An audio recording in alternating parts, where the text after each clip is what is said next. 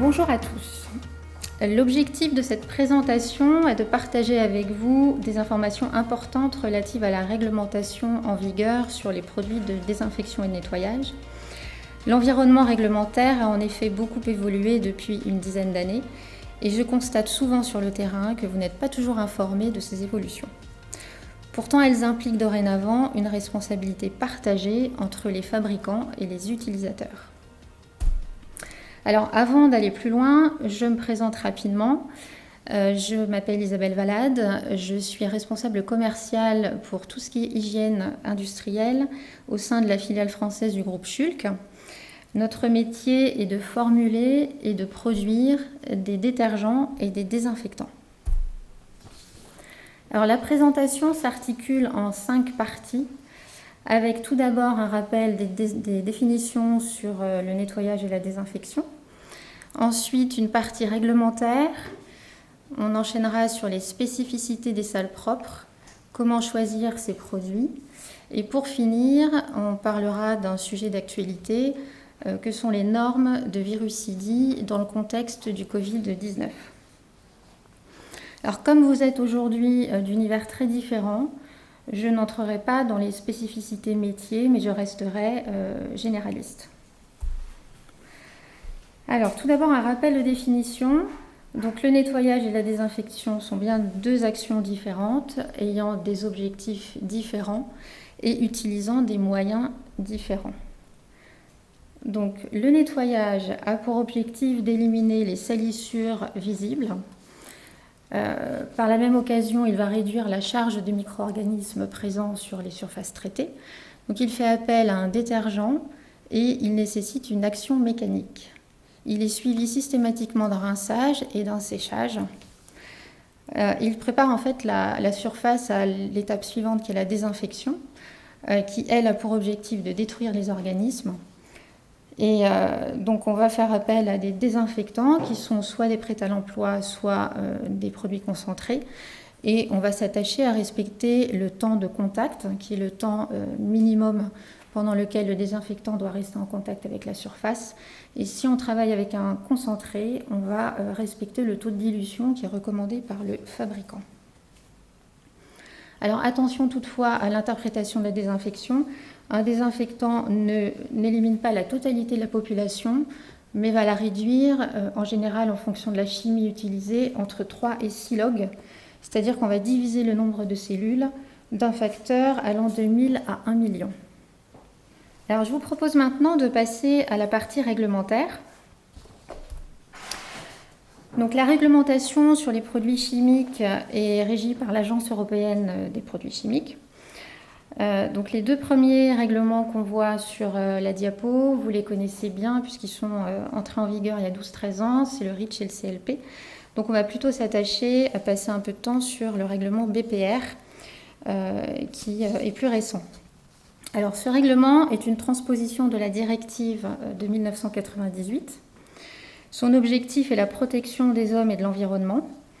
Et le moyen mis en œuvre est la délivrance d'une autorisation de mise sur le marché pour chaque produit de désinfection formulé. Il est entré en vigueur en 2013 et est toujours en cours d'implémentation. Il concerne l'ensemble des produits biocides dont font partie les désinfectants. Alors, les désinfectants sont classés en 22 catégories. Qu'on appelle type produit ou TP, donc je pense que c'est un terme familier maintenant pour vous. 2 catégories nous concernent pour tout ce qui est salle blanche, hors agroalimentaire, puisque là c'est un autre TP. Donc le premier TP, c'est le TP1, qui regroupe l'ensemble des désinfectants qu'on va utiliser pour la désinfection des mains. Et ensuite le TP2, qui concerne les désinfectants utilisés sur les surfaces inertes, dont les gants. Donc en fait, chaque désinfectant est associé à un ou à plusieurs TP qui doivent être mentionnés sur l'étiquette du produit. Alors en ce qui concerne l'agenda des BPR, il se déroule en 3 étapes. Donc la première est l'évaluation par les autorités de chaque substance active qui va entrer dans la composition des désinfectants. Et ensuite, les autorités approuvent cette substance active pour un ou plusieurs TP. La deuxième étape est la soumission par les fabricants d'une demande d'AMM pour un désinfectant spécifique attaché à un ou des TP spécifiques, des usages spécifiques. On entend par usage les modalités d'application, donc pulvérisation, immersion, essuyage, et un périmètre géographique spécifique. La troisième étape est la délivrance ou non par les autorités d'une AMM valable 10 ans. Alors ici, on peut regarder le cas de l'alcool isopropylique, qui est un produit très largement utilisé en salle propre. Cette substance active a été approuvée en mars 2015. Les premières AMM ont été délivrées début 2019. Et à ce jour, il manque encore des produits qui n'ont pas reçu leurs AMM. Donc on est à plus de 5 ans, alors que dans ce produit, on a une seule substance active. Alors je sais que tout cela est un peu rébarbatif, mais il me semble important pour vous de mieux comprendre le process et le périmètre de ce règlement. Alors pourquoi? Je l'ai mentionné tout à l'heure, on parle maintenant d'une responsabilité partagée entre le fabricant et l'utilisateur. Alors ça veut dire quoi? Ça veut dire que l'utilisateur doit s'assurer que le produit qu'il emploie a bien été prévu pour l'application et le périmètre visé. Alors à votre disposition, vous avez auprès de vos fournisseurs un certain nombre d'éléments qui font partie d'un dossier technique. Donc par exemple les rapports d'efficacité microbiologique, les rapports de toxicologie, de matériocompatibilité et de stabilité. Et donc il faut vraiment échanger régulièrement avec vos fournisseurs dès que vous avez un doute pour obtenir les documents nécessaires. Alors la diapo actuelle donne des informations sur le statut réglementaire d'un désinfectant aux différents moments de l'agenda BPR. Alors on va regarder la première période qui précède la date limite de dépôt des demandes d'AMM. Donc pendant cette période, le produit doit être listé à l'inventaire SIMBAD. Donc cet inventaire est disponible sur le site que j'ai indiqué en haut à droite de la diapo. Et il doit contenir exclusivement des substances actives qui sont sélectionnées dans le cadre du programme BPR par l'agence européenne. Pendant la deuxième période, donc après la date de dépôt des demandes d'AMM, on est dans un cas différent. Donc, par exemple, on va prendre le cas numéro 1 qui illustre le parcours d'un produit pour lequel le fabricant a fait une demande d'AMM. Donc là, il n'y a rien à signaler, on va aller jusqu'au bout et on va obtenir un numéro d'AMM si tout va bien. Dans le cas numéro 2, qui est celui d'un produit pour lequel le fabricant n'a pas fait de demande d'AMM, là, il faut être prudent car la commercialisation de ce produit doit s'arrêter 6 mois après la date limite de dépôt des dossiers de demande d'AMM et l'utilisateur aura encore 6 mois pour écouler son stock.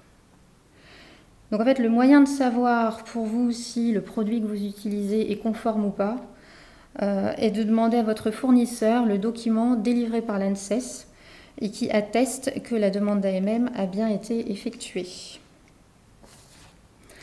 Alors passons maintenant aux normes d'efficacité. Alors elles sont régies par une norme mère qui est la norme EN 14885. Alors rappelons d'abord l'objectif d'une norme d'efficacité biocide. C'est d'établir en fait l'action biocide d'un désinfectant sur une population donnée de micro-organismes. L'action biocide est démontrée lorsque la population est réduite de 4 à 5 logs en moins de 60 minutes. Alors ça, ce sont des données générales. Elles peuvent varier d'une version de norme à une autre, mais c'est la tendance actuelle. Elle donne également les conditions à respecter pour atteindre cet objectif, à savoir le temps de contact minimum et le taux de dilution minimum. Alors ici, je n'ai indiqué que les normes de surface. J'ai exclu les normes qui concernent les instruments médicaux. À gauche, vous avez tout ce qui est domaine industrie et collectivité, et à droite, le domaine médical. Alors, les normes de base n'apportent rien pour l'utilisateur puisqu'elles permettent simplement d'établir que l'action biocide est réelle pour un produit donné. En revanche, les normes d'application qui simulent la pratique sont celles à utiliser. Alors, elles mettent en pratique des souches tests qui sont imposées. Donc, par exemple, on a 4 souches de bactéries, une souche de levure et une souche de champignons. Et elles se déroulent en 2 étapes. Donc, la première étape est un test de suspension en tube à essai. Donc, en industrie, c'est par exemple ces normes-là qu'on va utiliser pour tout ce qui est nettoyage en place. Ensuite, la seconde étape sont des tests de surface sur des coupons. Et ce sont les plus représentatifs pour une désinfection des surfaces ouvertes de type paillasse, mur, sol, plafond, poignée, etc. Alors, les codes couleurs indiquent la nature de la population spécifiquement visée pour chaque norme. Il faut retrouver la légende en bas de la diapo. Les normes précédées des lettres PR sont des projets de normes, donc elles ne sont pas encore entrées en vigueur. Les normes en italique sont celles que l'on peut transposer d'un domaine à un autre si l'équivalent n'existe pas dans le domaine visé. Alors, c'est un peu compliqué, mais si on prend un exemple, admettons que je cherche un produit efficace sur les bactéries et les fongiques pour désinfecter les murs de ma salle propre. Alors, je vais rechercher un produit qui a passé la norme EN 1276, qui est phase 2, étape 1, et qui est efficace sur les bactéries. Également la norme EN 1650, qui est également un test de suspension sur levure et moisissure. Je vais ensuite regarder une norme de surface. Donc je vais regarder la norme 13697 et je vais bien m'assurer que le produit passe complètement cette norme. C'est-à-dire qu'on a une action fongicide complète sur levure et moisissure. Et éventuellement, comme cette norme existe dans le domaine médical, je vais regarder si le produit a été testé selon la norme EN 16615, qui est une norme avec action mécanique. Donc, au vu des résultats des tests réalisés sur ces produits, je vais en déduire le temps de contact minimum et le taux de dilution minimum que je devrais mettre en œuvre pour pratiquer dans ma salle propre. Alors les normes évoluent constamment, rien n'est figé et donc nos protocoles doivent être régulièrement challengés face à ces évolutions. On a un exemple ici sur les dernières évolutions des normes de fongicidie. Donc elle concerne la norme de surface 13697 qui a évolué en 2015 et la 1650 qui a évolué en 2013. Le changement principal pour ces versions est que la préparation de la souche test de champignons, qui est un Aspergillus brasiliensis, est désormais aux 3/4 composée de cellules matures, alors qu'antérieurement, c'était 1/4. Les cellules matures sont plus résistantes que les cellules végétatives. Donc en gros, un produit passe maintenant cette norme si on augmente sa concentration en substance active et ou le temps de contact nécessaire.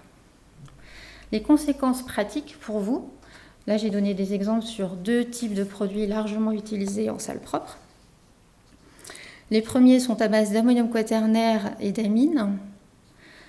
Donc ces produits qui revendiquaient la fongicidie complète sur la version de la norme précédente, aujourd'hui ne passent plus que le test sur levure. Donc même si on va sur des concentrations très élevées, c'est le cas. Et donc, à un moment donné, on ne peut pas dépasser une certaine concentration puisqu'on va tomber dans une problématique résidu. Le cas de l'IPA est un peu différent. Le temps de contact pour passer la fongicidie est passé à 15 minutes. Et le problème, c'est que ce produit étant composé à 70% d'alcool, il s'évapore bien avant ce temps-là. Et donc ça, c'est des choses qui ont été pointées du doigt depuis 2-3 ans par les inspecteurs lors d'audits. Donc pour valider que vos protocoles en place sont toujours valides, ou plutôt conformes, la meilleure solution est de demander les rapports d'efficacité à vos fournisseurs. Ces rapports mentionnent toujours la version de la norme qui a été testée. Alors passons maintenant aux spécificités en salle propre. Donc il s'agit ici d'une photo de ce qu'on retrouve aujourd'hui dans les salles propres. en termes d'usage et sur un certain nombre de critères. Donc en termes d'usage, on peut dire qu'il y a une absence de nettoyage la plupart du temps. On va plutôt utiliser un produit 2 en 1 pour nettoyer et désinfecter. Et également, on va être sur une alternance de 2 produits qui sont très proches en termes d'efficacité biocide. L'action sporicide est peu fréquente, dans le meilleur des cas elle est mensuelle et dans le pire des cas elle est trimestrielle. Et donc sur ces usages, on va sûrement voir une évolution prochainement, car le nouvel annexe 1 des GMP pharmaceutiques, qui est sorti en février de cette année, demande spécifiquement à ce qu'il y ait une étape de nettoyage au préalable de la désinfection et une action sporicide fréquente. Le sujet résidu est également assez récent. Il est apparu avec l'annexe 15 des GMP en 2015. Donc l'idée est d'éviter les contaminations croisées. Et effectivement, certains détergents et désinfectants sont rémanents et vont laisser des résidus sur les surfaces. Donc pour tout ce qui est surface en contact avec le produit, c'est un critère à prendre en compte. Alors ensuite, sur la contamination observée, donc depuis une vingtaine d'années, clairement, les contaminations sont liées essentiellement à des champignons sporulents et à des spores bactériennes. Donc ça montre qu'il y a une insuffisance sur les actions fongicides et sporicides. Donc il faut améliorer tout ça. Les sources de contamination sont variées. En bleu, j'ai indiqué les surfaces qui peuvent être facilement désinfectées. Donc il y a moyen d'améliorer cette situation. Alors voyons maintenant comment relier tous les éléments qu'on a pu voir au choix des produits. Donc avant de choisir des produits, vous devez évidemment bien définir les objectifs en termes d'efficacité biocide, mais également les contraintes acceptables. Et tous ces éléments sont issus de vos analyses de risque internes. Alors en préambule, on va regarder une échelle de la résistance des micro-organismes face aux désinfectants. Donc en bas à gauche de l'échelle, on commence par les germes les plus faciles à éliminer et on finit en haut à droite par les plus difficiles à éliminer. Donc il s'agit des spores. On voit bien ici que les désinfectants de routine nous amènent jusqu'à peu près la moitié de l'échelle, donc à peu près aux champignons. Donc certains produits de routine à base d'alcool vont être efficaces sur les champignons, alors que d'autres à base d'ammonium quaternaire ne le seront plus. Le désinfectant sporicide, quant à lui, va bien jusqu'au bout de l'échelle. Donc on voit bien que si on a un désinfectant de routine et un désinfectant sporicide sur des temps courts, on va pouvoir couvrir l'ensemble du spectre d'efficacité. Et donc la bonne nouvelle depuis peu, on sait que les micro-organismes ne développent pas de résistance face aux désinfectants, contrairement aux antibiotiques. La raison est simple, le désinfectant est tellement concentré et on est sur des surfaces propres généralement qu'il n'y a pas lieu de développer une résistance. Donc c'est d'ailleurs ce qu'on observe sur le nouvel annexe 1 des GMP que j'ai déjà cité. Donc là, j'ai repris uniquement les phrases de l'annexe et le schéma qui est en bas de diapo est une illustration de ces phrases. Donc on alterne 2 produits qui sont basés sur des substances actives très différentes et complémentaires, avec pour l'une un usage quotidien et pour l'autre un usage hebdomadaire. Pour conclure cette partie, donc je vous propose un petit guide qui j'espère vous aidera. Il est assez explicite, donc je vous laisserai le découvrir par vous-même. Et il reprend les critères de choix qu'on va utiliser pour mettre en place des protocoles. Alors je vous propose maintenant de passer à la dernière partie, donc qui sont les normes de virucidie. Alors on retourne à l'échelle d'efficacité et de résistance des virus et des germes pour constater que le SARS-CoV-2 est un virus enveloppé, donc il se trouve en bas de cette échelle de résistance. Donc c'est plutôt une bonne nouvelle, parce que ça signifie que la plupart des désinfectants proposés aujourd'hui, s'ils sont utilisés dans les conditions recommandées par le fabricant seront efficaces sur ce virus.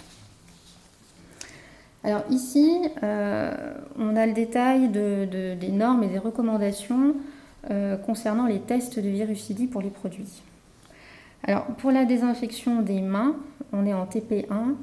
Les produits professionnels sont tous testés selon la norme en vigueur, qui est la norme 14476, donc il n'y a pas de souci là-dessus.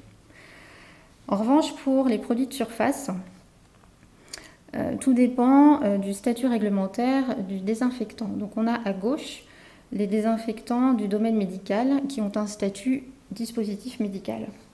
Donc ceux-ci, par la loi, sont testés selon la 14476. En revanche, les produits du domaine industrie qui ont un statut biocide TP2 ne le sont pas. Cette norme n'est pas obligatoire pour ces domaines-là. Alors, si le produit a été testé selon la 14476, donc c'est une bonne nouvelle.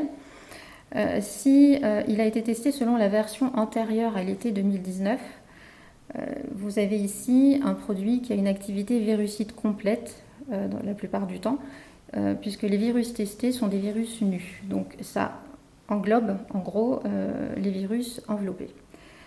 Si le produit était testé selon la version ultérieure à l'été 2019, là il y a deux niveaux de test. Le premier sur un virus substitut au virus enveloppé, qui est le virus Vaccinia.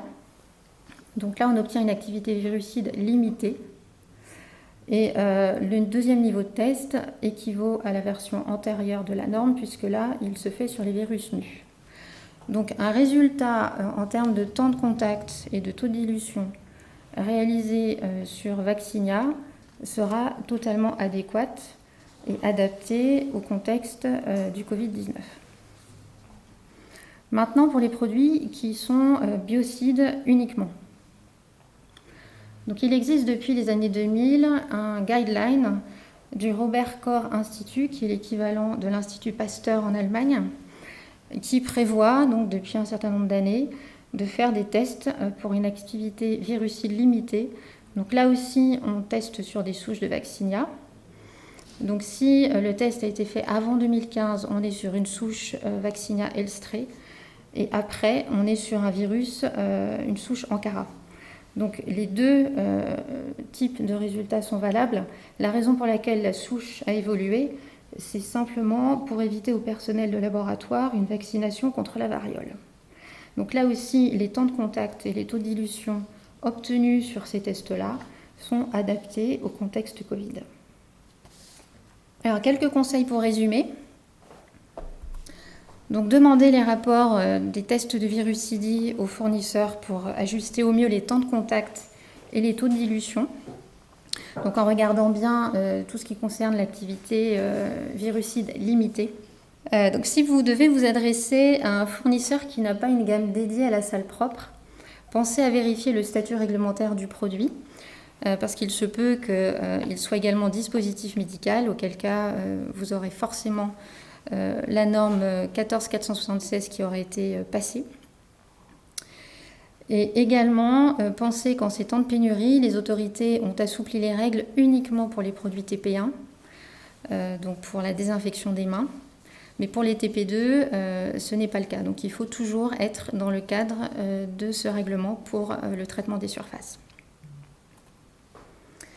Alors cette présentation est maintenant terminée. Je vous remercie pour votre attention et j'espère que les points partagés vous seront utiles et vous aideront à l'avenir. Vous trouverez mes contacts sur la dernière page du document. N'hésitez pas à me poser vos questions par email. Merci.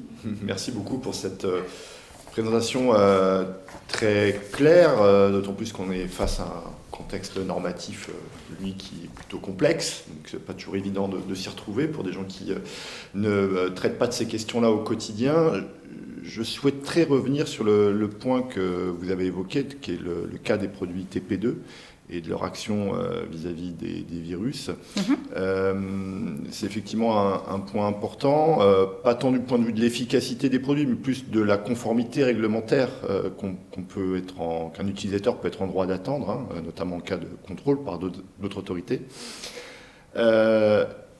théoriquement, ça veut dire qu'aujourd'hui, un produit désinfectant TP2 peut ne pas avoir été testé sur une activité virucide. Vous nous confirmez bien que théoriquement, ça peut arriver et que donc il faut que l'utilisateur s'assure des conditions dans lesquelles a été vérifiée l'activité du produit. Oui, tout à fait. C'est uniquement les désinfectants qui ont un statut de dispositif médical qui ont été testés selon la norme de Virucidie 14476. Pour les autres désinfectants qui sont sous statut biocide, il n'y a pas d'obligation. Donc pour autant, certains fournisseurs le font de fait ou font le test des guidelines du RKI, mais il faut s'en assurer. Car effectivement, au cours d'un audit, on peut nous demander de prouver l'efficacité du produit. Une question très pratique encore, toujours dans le cadre du Covid-19. Beaucoup d'utilisateurs mettent déjà en œuvre des produits à base d'alcool, comme l'éthanol. Est-ce qu'on a aujourd'hui des informations sur l'efficacité de ces produits vis-à-vis notamment des virus et plus spécifiquement du SARS-CoV-2 ? Alors, les alcools et l'éthanol font partie des substances actives qui sont efficaces sur ce virus, effectivement. Alors là encore, on le sait pour un certain pourcentage, une certaine concentration d'alcool, puisqu'il y a des produits qui existent aujourd'hui sur le marché qui sont dispositifs médicaux. Voilà, si on est à peu près à 30% d'alcool en totalité de substances actives, on sait que ça fonctionne. Donc également, je connais un produit qui contient 25% d'éthanol. On sait aussi qu'il est efficace. Ça ne veut pas dire que si on est en deçà, ça ne l'est pas. Simplement, voilà, je ne connais pas forcément tous les produits. Mais oui, l'alcool est une substance active efficace sur ce virus. On a donc cette certitude. Maintenant, après, il faut encore le prouver en cas d'audit. Merci. Alors, un point que vous avez évoqué, qui est une évolution des exigences en matière de désinfection, notamment liée à l'évolution des GMP1, des GMP1, avec une demande d'activité sporicide du coup plus importante. On sait aussi que dans les semaines et les mois qui viennent, il y aura sans doute aussi une attente sur la désinfection de routine en lien, on l'a dit, avec le Covid.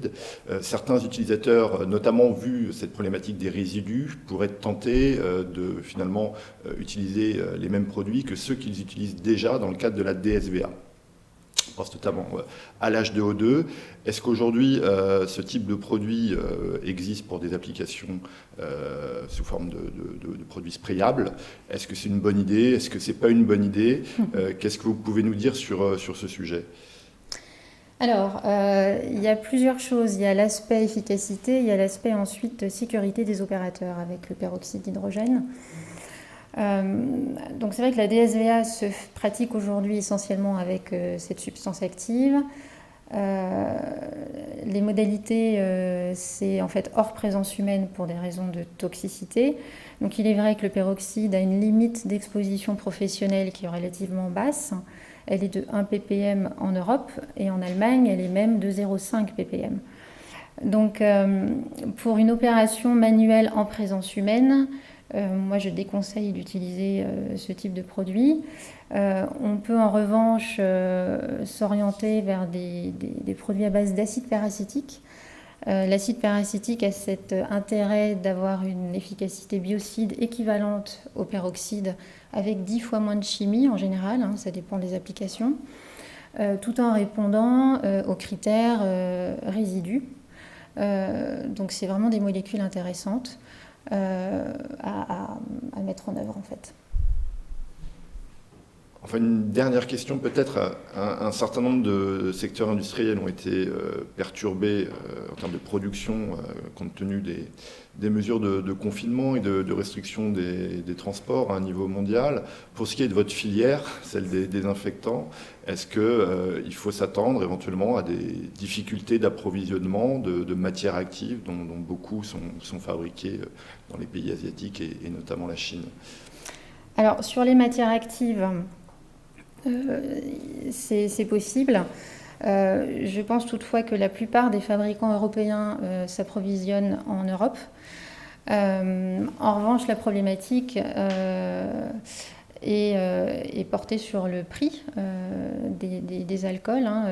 Donc l'éthanol et l'alcool isopropylique le prix de ces produits a été multiplié par 2 depuis fin novembre. Donc là, je parle uniquement d'alcool de grade pharmaceutique. C'est vrai que si on regarde le cours des éthanols de base, c'est pas le cas. Donc voilà, c'est plutôt là le problème en fait. C'est sur les coûts de ces matières premières qui vont peut-être générer une hausse des prix pour les utilisateurs.